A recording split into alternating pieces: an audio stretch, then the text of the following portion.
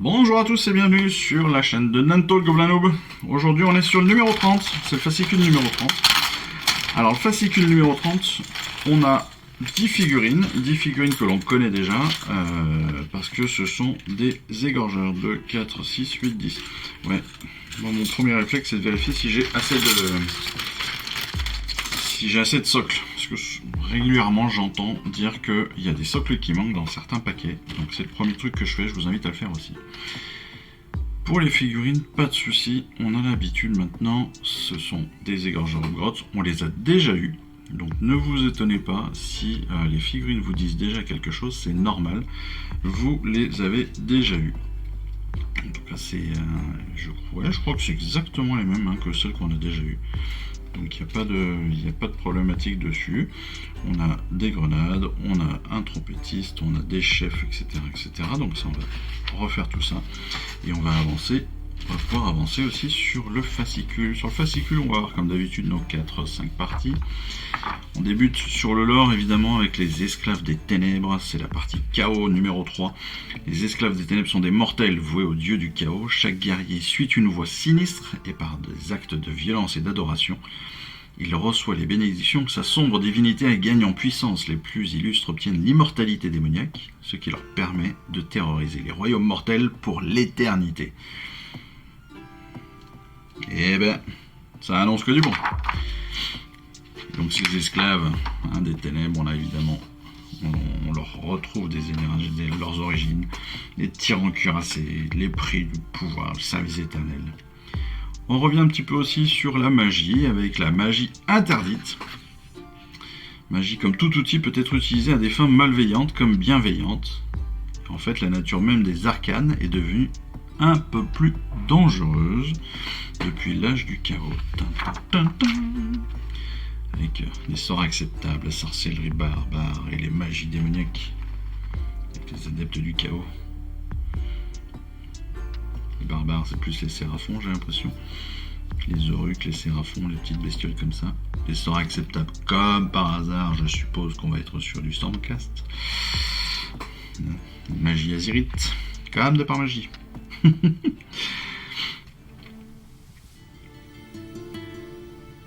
Le serment immuable, chronique 1. Les Duardins sont robustes, loyaux et fiers à l'extrême. Cependant, chaque grand clan, les Caradrons, les pyrotueurs et les dépossédés a sa propre conception de l'honneur, même lorsque la mort est en jeu.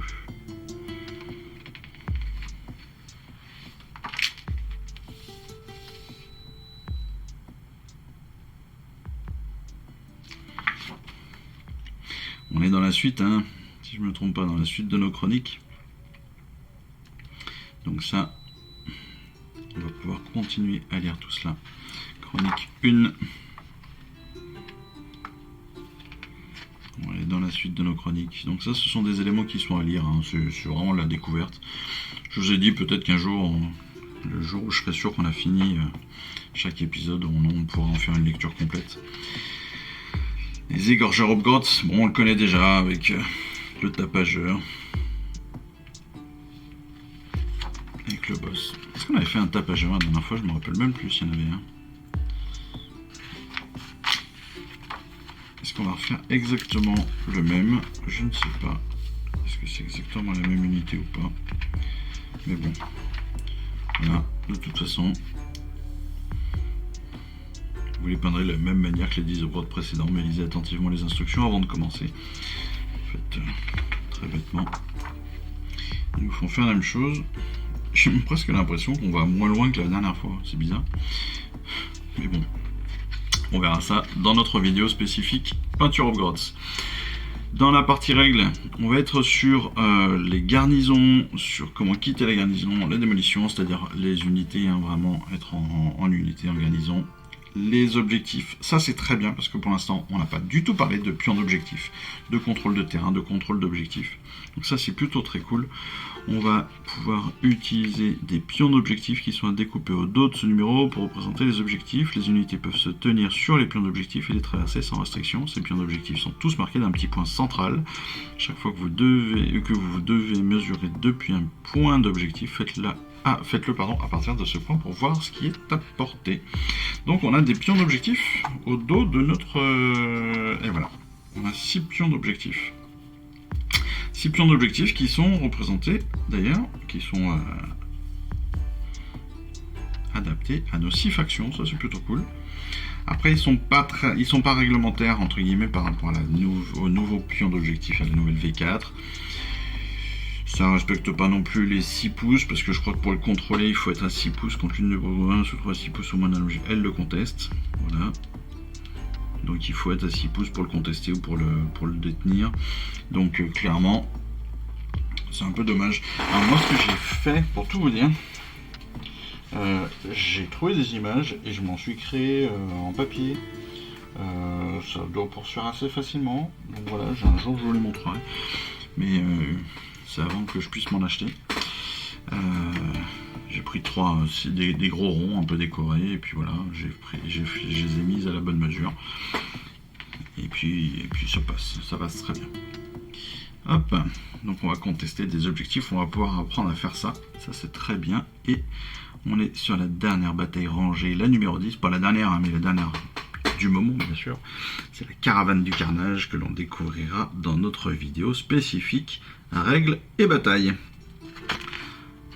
Là aussi on est encore sur une bataille vraiment imposante, avec un nombre de figurines là, qui commence à être vraiment balèze, hein, parce qu'on a 33 plus 9, ouais. On a 45 figurines quoi en gros, contre une vingtaine. Voilà, contre une bonne grosse vingtaine, c'est pas mal. Ça va faire une bonne baston quoi, une bonne baston. Et on va commencer à compter les points de victoire aussi, tiens. Ça aussi c'est pas mal. Donc les pions d'objectif, nos points de victoire, nos figurines. Bon bah on est passé sur un bon numéro 30 les gars. Bon numéro 30 et on va arriver sur les 2 prochaines. Qui sont donc le 31 avec nos Vigilors et puis le 32. Ça c'est le début de notre prochain colis, le numéro 10. Ça je les attends. J'en ai déjà plein mais je les attends quand même. C'est nos archers d'une clan. C'est les Stabas ou les Stabas ou je sais plus quoi. Enfin bon, les archers. Ça c'est top. J'adore. Ceux-là je les attends vraiment avec impatience. Pardon. Bon bah voilà. Ce numéro 30 était génial, comme d'habitude. En tout cas, moi j'espère que ça vous a plu. On se retrouve très rapidement pour les prochaines vidéos, donc de montage, de peinture, de bataille potentiellement, en tout cas de règles. Et puis voilà, il ne me reste plus qu'à vous souhaiter une excellente fin d'après-midi, puis une très bonne fin de semaine, et vous dire à très vite. Allez, ciao, bye bye. Je vous remercie d'avoir suivi cette vidéo. Si ça vous a plu, eh bien abonnez-vous, lâchez un petit like et un commentaire, et suivez-moi sur Instagram où je poste régulièrement des photos de mes dernières réalisations et dernières peintures. Et puis comme il est maintenant de tradition sur la chaîne, je vous souhaite une excellente fin de journée, et surtout, lisez bien, collectionnez bien, assemblez bien, peignez bien, et jouez bien. Allez, je vous embrasse, et puis je vous dis à très vite. Allez, ciao, bye bye.